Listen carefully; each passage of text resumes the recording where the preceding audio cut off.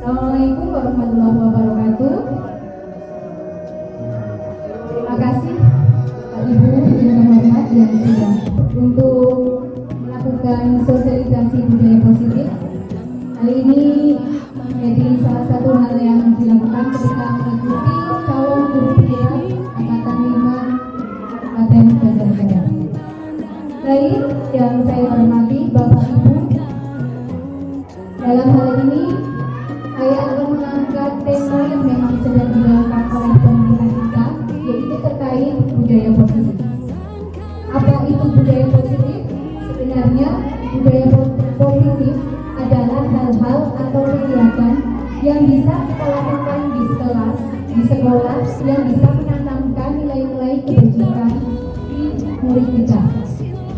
Jadi budaya positif itu nanti dia akan bermuara pada nilai-nilai universal, nilai-nilai kebaikan, nilai kesepakatan yang dianggap baik untuk kita semua. Bapak Ibu, sebelum tema yang selanjutnya atau materi selanjutnya terkait budaya positif, di dalam menerapkan budaya positif menempatkan posisi kontrol kita sebagai guru. Nah, kira-kira posisi kontrol mana yang tepat untuk kita sebagai guru dalam menerapkan budaya positif di sekolah? Yang pertama adalah posisi kontrol guru penghukum. Yang kedua, pembuat merasa bersalah. Yang ketiga, sebagai teman. Yang keempat, pemantau. Dan yang kelima adalah sebagai manajer. Bapak Ibu yang terhormat, setidaknya kita berusaha untuk berada di posisi teman, pemantau, alhamdulillah lagi kalau bisa sampai pada tahap manajer. Oleh karena itu mari kita belajar bersama-sama. Untuk posisi kontrol hukum, dalam hal ini guru biasanya akan memberikan hukuman ketika murid melakukan kesalahan. Dan biasanya ini akan memberikan efek jangka pendek saja. Anak akan melakukan hal-hal yang baik, hal-hal positif jangka pendek karena dia takut terkena hukuman. Kemudian yang kedua, membuat merasa bersalah. Jadi ketika anak melakukan kesalahan atau membuat sebuah permasalahan, guru akan mengucapkan kata-kata yang membuat siswa merasa bersalah. Misalkan, kok kamu begitu sih? Wah, ibu kecewa sama kamu, bapak kecewa sama kamu. Nah, ucapan-ucapan seperti ini membuat siswa merasa menjadi minder atau merasa bersalah. Kemudian posisi kontrol sebagai teman. Jadi kita memposisikan diri kita sebagai teman kepada murid kita. Walaupun demikian, posisi kontrol ini juga memiliki kelemahan karena biasanya kalau guru itu posisi kontrolnya sebagai teman, biasanya anak-anak hanya akan mengikuti guru tersebut yang dianggap teman, dan biasanya akan bergantung sekali dengan guru tersebut karena mereka tidak mandiri. Kemudian posisi yang keempat adalah sebagai pemantau. Kalau pemantau di sini guru lebih menekankan kepada konsekuensi atas apa yang dilakukan oleh murid. Misalkan kalau anak tidak mengerjakan tugas, maka konsekuensinya adalah mendapatkan poin, mendapat jam tambahan pembelajaran untuk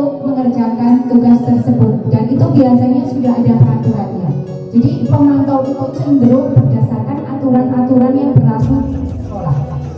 Baik, untuk posisi manajer posisi yang kelima, posisi kontrol kelima adalah manajer, dan ini merupakan posisi kontrol guru yang dianggap paling ideal untuk kita saat ini. Apa itu posisi manajer?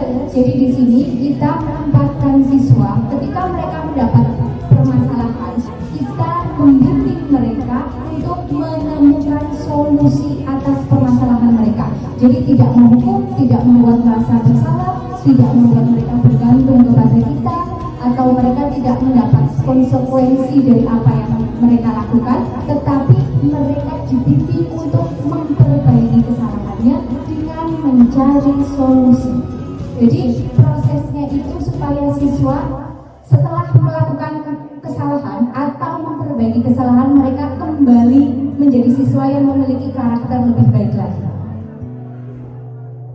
Baik, Bapak Ibu guru, sebenarnya kadang kenapa sih siswa itu membuat permasalahan atau membuat masalah? Itu biasanya karena ada 5 kebutuhan dasar yang tidak terpenuhi.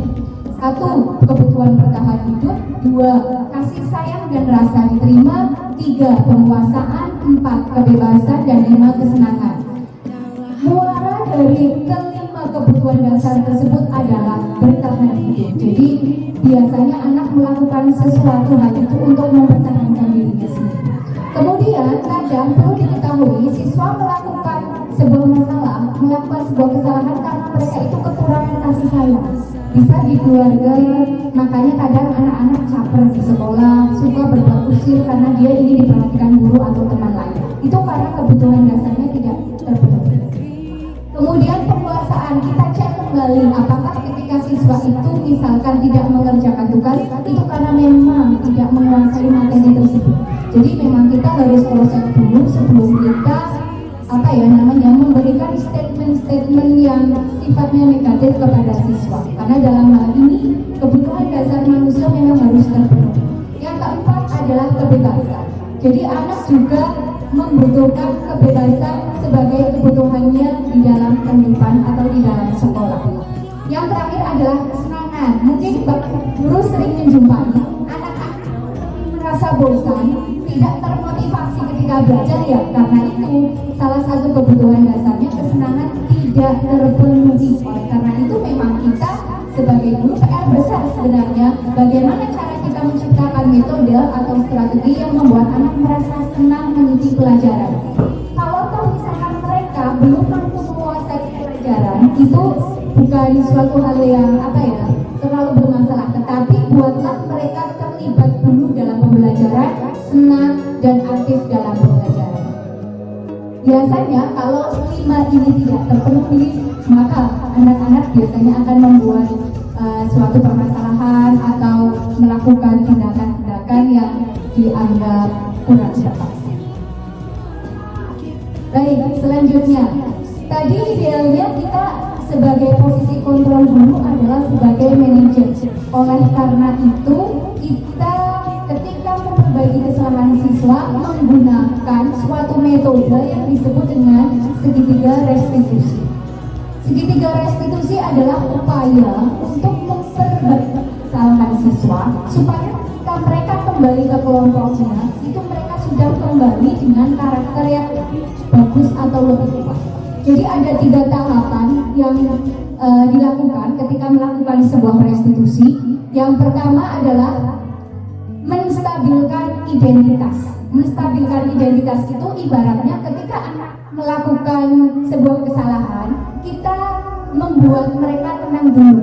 Ya, tidak apa-apa, bisa melakukan kesalahan, tidak cuma kamu kok, dulu guru juga sudah pernah. Jadi membuat anak tenang dulu, itu yang disebut dengan menstabilkan identitas.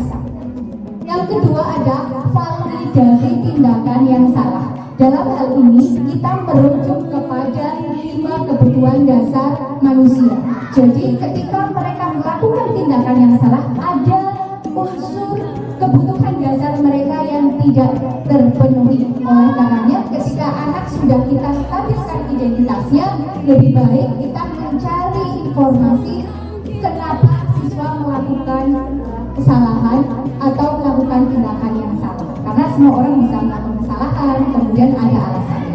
Tindakan yang ketiga yang kita lakukan adalah dengan menanyakan keyakinan. Inilah yang digaung-gaungkan, keyakinan. Berkaitan dengan hal ini, keyakinan yang dimaksud adalah satunya adalah keyakinan kelas atau keyakinan sekolah. Keyakinan kelas atau keyakinan sekolah itu dibuat kesepakatan bersama oleh siswa.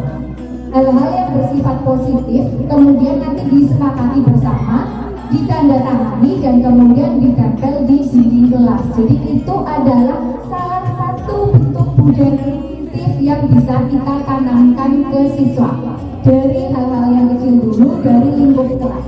Misalkan ketika Bapak Ibu guru mengajar itu dimulai dengan membuat keyakinan kelas dulu. Contoh keyakinan kelas misalkan datang tepat waktu, membersihkan kelas, menghargai teman, bersikap sopan. Jadi keyakinan kelas itu sifatnya itu positif, tidak ada kata-kata yang negatif.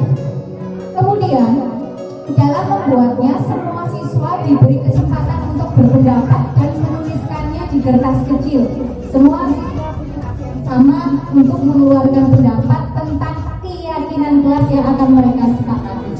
Setelah mereka menuliskan keyakinan mereka masing-masing di sebuah kotak, kemudian kertas tersebut ditandatangani dan kemudian kertas kecil itu ditempel di kertas yang lebih besar.